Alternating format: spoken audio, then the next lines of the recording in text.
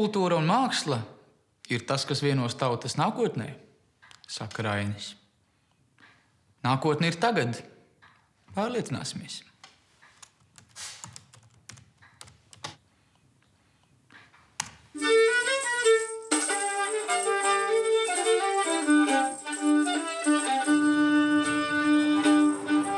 Ο παλμός ο κανονικός είναι η φύση, ο Θεός.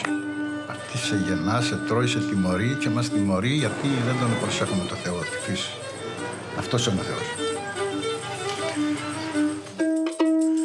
Με του καιρού τα ράγματα πάνω παϊμό δεν έχουν, μα στο καλό και στο κακό πατούν και τρέχουν.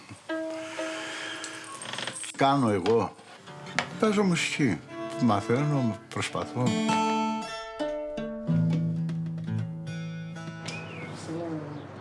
Αν στέλνει αυτό. Είναι όξο που τσικουρούνται στο χωριό η χώρα των Κουρίτου που παίζα τα τύμπανα στο Δία. Στο ιδέο άνδρο. Και τον μεγαλώσανε με την Έγα το Γάλα, τον εθεοποιήσανε και τον ο Δίας, ο Θεός τάξη. Με μουσική και επιδειχτούς.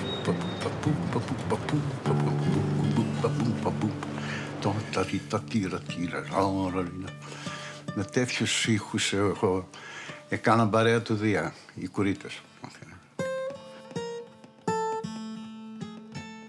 Η πρίκα του λαού μου, έστω και μικρή, φαίνεται πιο μεγάλη από όλες τις πρίκες και το μαντίλι της άσμα που πετάει στο μεταξωτό ουρανό με όλες τους τις άκρες ανεμόδαρτες.